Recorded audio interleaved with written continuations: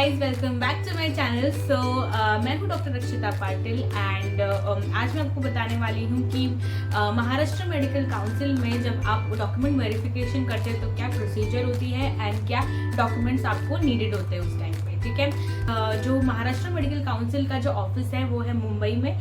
आपको जाना पड़ेगा Mumbai to show your hard copy and for your document verification. वो सारे डॉक्यूमेंट्स आपको ले जाने पड़ेंगे जो कि आपने ऑनलाइन एप्लीकेशन फॉर्म में भरे हैं। ठीक है, सबसे पहली चीज कि जो महाराष्ट्र मेडिकल काउंसिल है वो की है मुंबई में, दैट इज चिंचपोकली। तो अगर आप मुंबई से ही हो या मुंबई के साइड में जैसे रहते हो तो फिर आपके लिए आप लोकल ट्रेन से इजीली ट्रैवल कर सकते हो, उसमें कोई भी प्रॉब्लम नहीं आएगी आपको। जैसे कि मैं नवी मुंबई की हूँ, so I have to use 2 lines, that is the harbour line and central line. ठीक है, तो आप डायरेक्टली जो CSMT की ट्रेन होती है तो वो आप ले सकते हो। उसमें आप कुर्ला भी उतर सकते हो, सैंडस रोड भी उतर सकते हो। सैंडस रोड आप अगर उतरोगे तो वहाँ पे भीड़ कम होती है, तो मैंने भी वही रूट ऑप्ट किया था।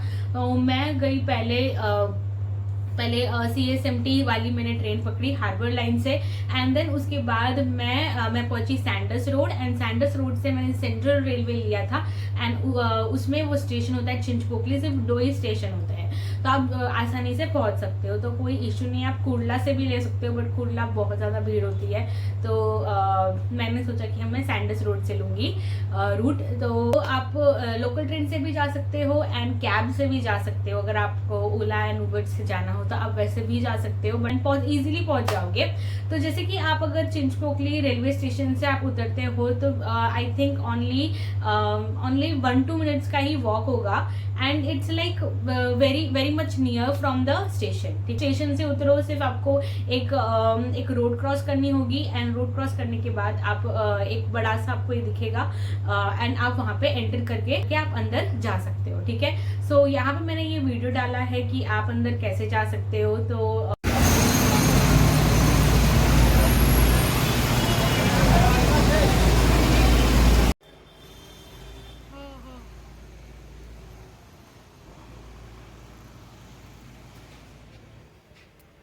होगा गेट के साइड में ही यहाँ पे लिखा होगा कि Maharashtra medical council and all, एकदम साइड में लिखा है। फिर आप अंदर जाओगे तो वहाँ पे एक वॉचमैन होंगे, तो वो वॉचमैन आपको बताएंगे कि वो आपको पूछेंगे कि क्या आपका मतलब ये है, मतलब आपका सुबह का स्लॉट है या इवनिंग का, जो मतलब आफ्टरनून का स्लॉट है। तो मेरा तो सुबह का था और मेरा नंबर भी काफ़ी मतलब जल्दी था, लाइक 32 मेरा नंबर था। मैंने बोला कि मेरा 32 नंबर है, तो उन्होंने बोला आप जल्दी जाइए ऊपर। ठीक है, आपको सीधा सीधा ही जाना है, सीधा सीधा जाके आपको लेफ्ट टर्न करना है, एंड लेफ्ट टर्न में आप नीचे पेरेंट्स वेट कर सकते हैं, एंड उसके बाद जो स्टूडेंट्स होते हैं मतलब जो जिनका वेरिफिकेशन करना है वो ऊपर फर्स्ट फ्लोर पे जाएंगे। ठीक है, तो यहाँ पे मैंने ये वीडियो भी डाली है आपको फर्स्ट फ्लोर पे कैसे जाना है, तो उसमें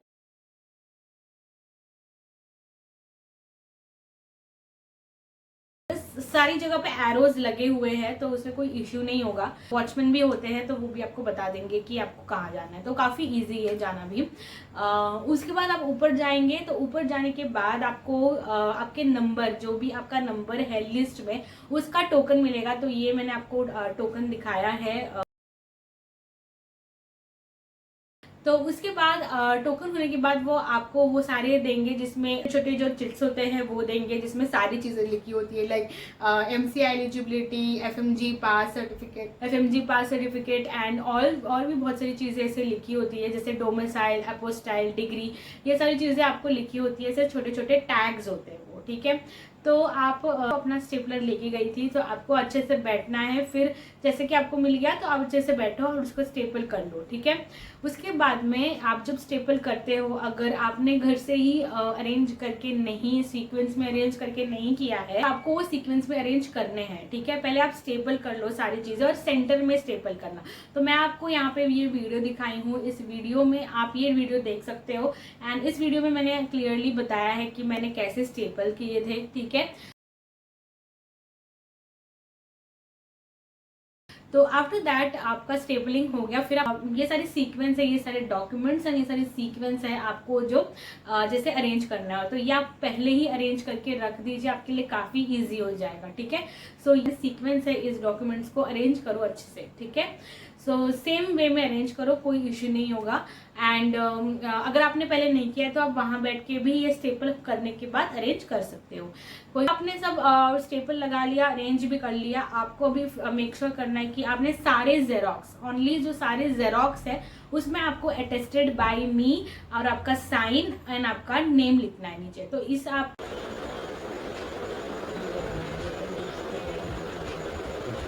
टेस्टेड बाय मी करना है in all the xerox, okay, and sign करके आपका नेम लिखना है। तो मैंने सारे जेरोक्स पे, कोई भी एक भी जेरोक्स नहीं छूटना चाहिए, सारे के सारे जेरोक्स पे आपको ये attested by me sign and आपका नाम लिखना ही लिखना है, ओके। चीज आपको क्या करना है, पहले स्टेपल लगा लो, फिर अरेंज कर लो अगर आपने नहीं किया हो तो, एंड फिर उसके बाद में साइन कर लो, ओके। ये आपका हो गया। नाउ उसके बाद में जो पासपोर्ट डिटेल्स है, तो ये जो सीक्वेंस जो है एंड जो पासपोर्ट डिटेल्स का जो पेज था, जो फॉर्मेट था, वो ईमेल में आ गया था, जो एमएमसी ने ईमेल भेजा था एक, तो उसमें आई थिंक सबको ही आ गया होगा कि वो आप देख लो। ऐसे सीक्वेंस आप घर पे भी अरेंज कर लो तो कोई इशू नहीं है, आपका टाइम बचेगा अगर आपका जल्दी नंबर आ गया तो, ठीक है, तो आपका टाइम वहाँ पे बच सकता है, ठीक है। बट अगर आपका लेट नंबर आता है, वहाँ बैठ के भी सीक्वेंस करके कर सकते हो, ठीक है।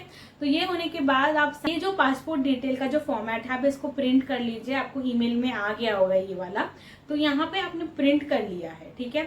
तो मैं अभी आपको दिखाऊंगी कि आपको कैसे कैसे फिल करना है। तो it is same like NB.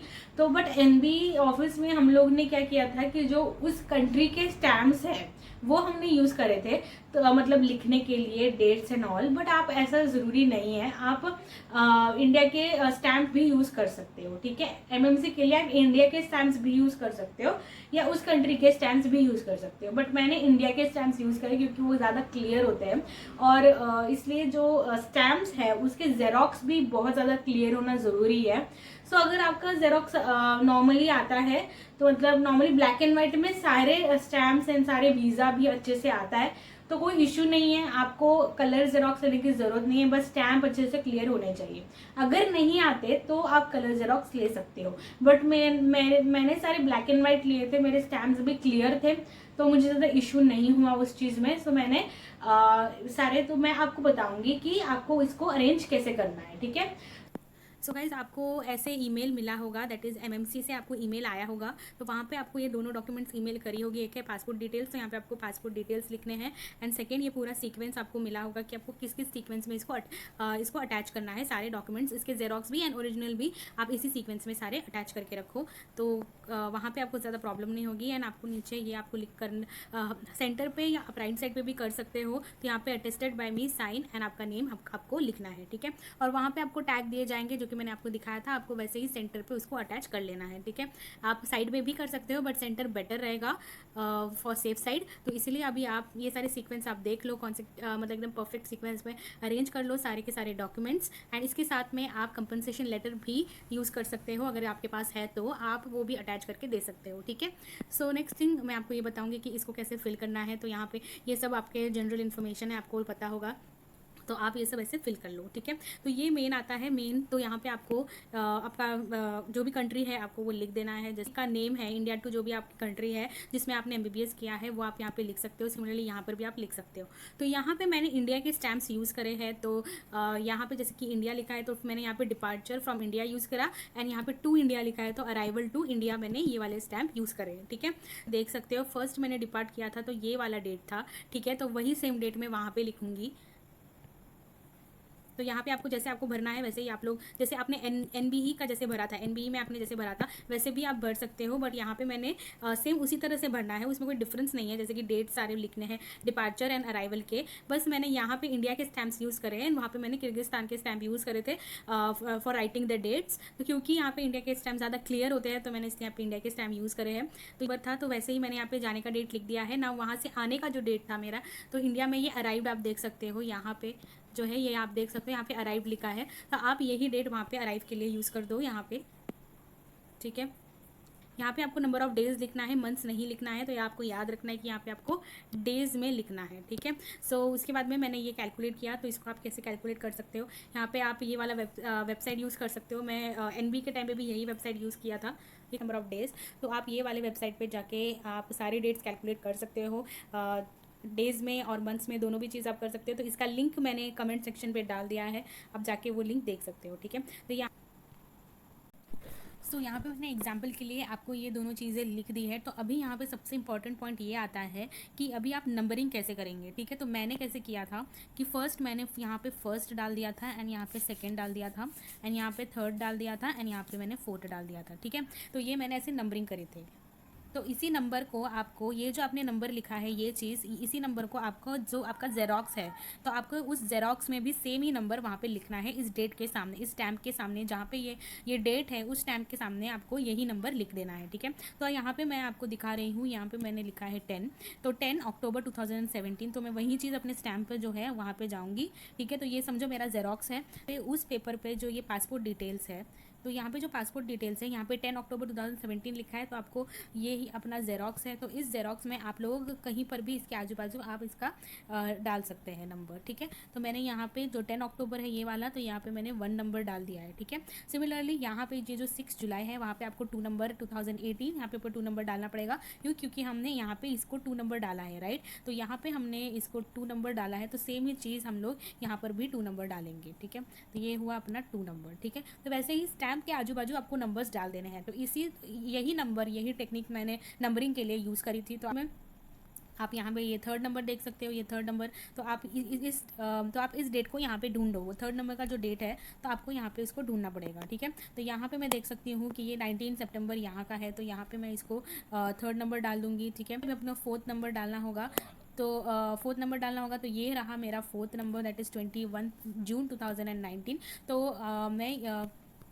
तो मैं यहाँ पे अपना डाल दूंगी कौन सा नंबर, फोर्थ नंबर। तो ऐसे ही आपको नंबरिंग करने हैं। तो अगर आपका फिफ्थ नंबर यहाँ पे आता है, तो अगर ये आपका फिफ्थ नंबर बनता है, तो आप यहाँ पे फिफ्थ नंबर ऐसे डाल दो। तो ऐसे ही आपको स्टैम्प के आगे ऐसे नंबर्स डाल देने हैं, जो नंबर आपने आपके पासपोर्ट डिटेल्स में भरे हैं किसी डेट के सामने, वही नंबर आपको यहाँ पे डालना है, जैसे कि मैंने आपको दिखाया, ठीक है। सो आपको यही इस टेक्निक में भी कोई प्रॉब्लम नहीं है, आप कोई भी टेक्निक यूज़ कर सकते हो नंबरिंग के लिए। जैसे कि कोई लोग है कि सारे जो वन ट्रिप जो होता है उसके लिए सारे 1 नंबर डाल देते हैं, ये पूरा 1 ट्रिप के लिए। बट इट इज़ मतलब आप वैसे भी कर सकते हो, कोई प्रॉब्लम नहीं है दोनों टेक्निक में। बट मैंने ये वाली टेक्निक यूज़ करी थी, तो मैंने ऐसे ही नंबरिंग किया था, तो कोई प्रॉब्लम नहीं हुई थी। तो आप ऐसे भी नंबर डाल सकते हैं, ठीक है। नाउ अभी आपने ये सारे कर दिया, अभी आपने सारे पासपोर्ट भी भर दिया है और नेम नंबरिंग भी कर दिया है।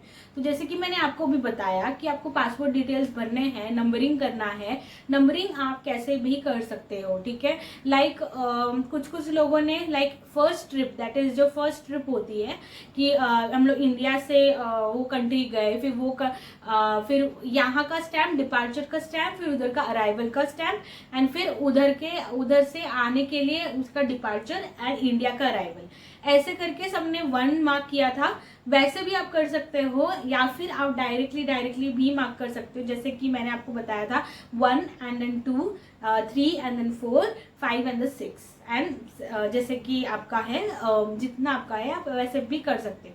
वहाँ पे बस ये है कि जब आप जो नंबरिंग करते हो वो इजी हो जाएगा, वहाँ के जो एमएमसी के मेंबर्स है, जो ऑफिसर्स हैं, उनके लिए इजी हो जाएगा ये आपके स्टैम्प्स लोकेट करने के लिए, जो कि आपके पेपर में है।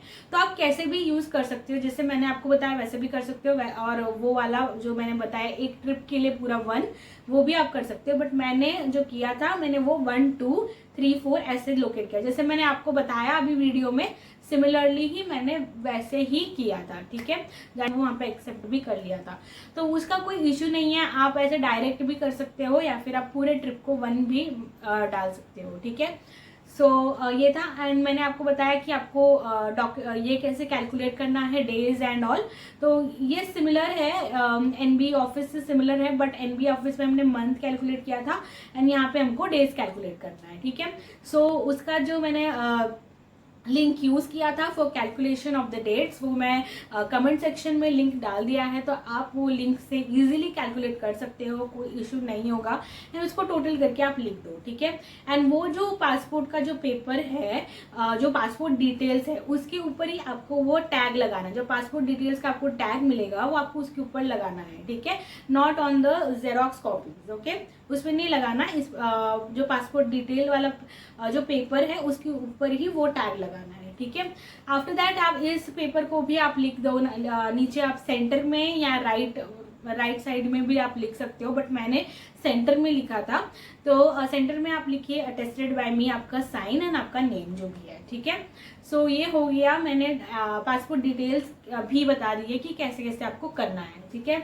सो आपको ये सब चीज़ें याद रखनी है जब भी आप जा रहे हो, और नंबरिंग करना बहुत ज़्यादा इंपॉर्टेंट है, ठीक है, नहीं तो आपको वापस भेज देंगे। आफ्टर दैट मैं बताती हूँ उधर क्या क्या हुआ। अब आए, आपने ये सारी चीज़ें अरेंज करी, ठीक है। तो वहाँ पे जो प्रोसीजर होती है, पहली चीज़ क्या होती है कि वहाँ पे 6 मेंबर्स होते हैं एमएमसी के, एंड उसके बाद में वो रैंडमली आपके नंबर्स बुलाते हैं, ठीक है। तो सब अलग अलग नंबर बुलाएंगे, तो आपको फिर जाके वहाँ पे आपका डॉक्यूमेंट दिखाना है, ठीक है। तो जैसे कि मेरा 32 था, तो क्योंकि मैंने सारी चीज़ें सीक्वेंस में अरेंज किए थे, सब अटेस्टेड था, सारे स्टैम्प्स भी मैंने कर लिए थे, तो मेरा जो वेरिफिकेशन था वो जल्दी हो गया। बट मेरा नंबर आने के लिए बहुत टाइम लग गया, क्योंकि वो रैंडमली ही बुलाते हैं नंबर, ठीक है। तो मतलब कोई 1 से शुरू करेंगे, कोई 80 से शुरू करेंगे, कोई 90 से शुरू करेंगे, तो ऐसे रैंडमली नंबर बुलाते हैं, ठीक है। तो वो आपका लक है कि आपका जल्दी नंबर आया, और अगर आपने अच्छे से सीक्वेंस किया हो तो ज़्यादा time sequence and all documents एकदम परफेक्ट आपने करे हो तो कोई प्रॉब्लम नहीं होती है, एंड आई थिंक 5-10 मिनट्स में ही वेरिफिकेशन हो जाती है, ठीक है। अभी आपका सब हो गया, मतलब आपको समझो आपका नंबर भी आ गया, ठीक है, आपका नंबर आ गया, फिर आप उनको सारी चीज़ें दिखा दो, तो मोस्टली वो आपकी सारी जेरोक्स देखेंगे, वो 2 फोटोग्राफ्स भी आपको, तो आपको क्या क्या, एक तो सीक्वेंस में होना ज़रूरी है, और हाँ एप्लीकेशन फॉर्म है, एप्लीकेशन फॉर्म में सिर्फ आपको 2 जगह पे सिग्नेचर करनी, एप्लीकेशन फॉर्म अटेस्ट करना ज़रूरी नहीं है, तो नहीं, वैसे उन्होंने बोला ही नहीं है कि आप एप्लीकेशन फॉर्म अटेस्ट करो, बट अगर आपने गलती से कर लिया है तो कोई इतना इशू नहीं होगा। तो आपको सिर्फ 2 ही जगह पे सिग्नेचर करनी है इन एप्लीकेशन फॉर्म। इन एप्लीकेशन फॉर्म ओनली 2 प्लेसेस है जहाँ पे आपको सिग्नेचर करनी है, तो 2 डिक्लेरेशन पेजेस है, आपको वहाँ पे साइन करनी है, ठीक है। तो ये आपको करना है। आफ्टर दैट 2 फोटोग्राफ्स, जैसे कि ये जो मैंने सारे डॉक्यूमेंट्स बोले हैं वो सारे आपको डॉक्यूमेंट्स लेके जाने हैं, इसके ओरिजिनल्स भी रखने हैं एंड इसके जेरोक्स तो रखने ही रखने हैं, ठीक है, ओके। तो आफ्टर दैट आपका नंबर भी आ गया, जैसे कि मेरा जो था, मेरा 32 नंबर था, तो मेरा नंबर आ गया। उसके बाद वो सारे जेरोक्स लेंगे, सारे जेरोक्स चेक करेंगे, सारे आपके नेम एंड ऑल पूरा चीज़ें सब चेक करेंगे, A to Z जितने जितने आपके जेरोक्स है वो, ओके। आफ्टर दैट आप कंपनसेशन लेटर भी आपको लेके जाना, अगर आपके पास है तो भी आप अटैच कर लो जेरोक्स कॉपीज में, ठीक है, क्योंकि सारे 6 पॉइंट्स होना जरूरी है, ओके। मतलब एफिडेविट में आपको क्या करना है, पहले उसको नोटराइज करना है, एंड आफ्टर दैट है ना, सारे जो 6 पॉइंट्स हैं वो होना जरूरी है, कोई भी पॉइंट आप मिस मत करिए। वो एक्चुअल में पूरा पॉइंट्स चेक करते हैं कि आपने पूरा पॉइंट्स आपने लिखा है या नहीं, एंड देन लास्ट में वो सारे साइन एंड ऑल, एंड आपका फोटो भी देख लेंगे, ठीक है। तो आपने अगर ये अच्छे से किया है तो कोई भी इशू नहीं होगा, एंड सब सही होगा। आफ्टर दैट जब वो जेरोक्स देख लिया, एफिडेविट देख लिया, वो 2-3 बार रीचेक करेंगे कि नाम वाम सही है या नहीं जेरोक्स में। आफ्टर दैट मुझसे उन्होंने ओरिजिनल्स में डिग्री, अपोस्टाइल एंड पासपोर्ट ही पूछा था, तो मैंने degree and apostille and passport ये तीनों चीज़ उनको दिखा दी थी। डॉक्यूमेंट शायद वो सारे भी मांग सकते हैं, depends on the person to whom you are going, okay. तो सारे वो डॉक्यूमेंट्स भी मांग सकते हैं, या फिर वो कुछ ही जैसे डिग्री, अपोस्टाइल एंड पासपोर्ट मुझसे मांगा था तो वो भी मांग सकते हैं, ठीक है। वो सो ओरिजिनल्स पूछेंगे, ये करेंगे, एंड आफ्टर दैट सब कुछ होने के बाद वो बोलेंगे कि आपका वेरीफाई हो गया, वो एक स्टैम्प वो सब आपके डॉक्यूमेंट्स पे लगाएंगे जो आपके जेरोक्स है, एंड देन वो बोलेंगे आपका हो गया है, ठीक है, आपका वेरिफिकेशन हो गया। तो बस आपका वेरिफिकेशन हो गया, बस इतना ही।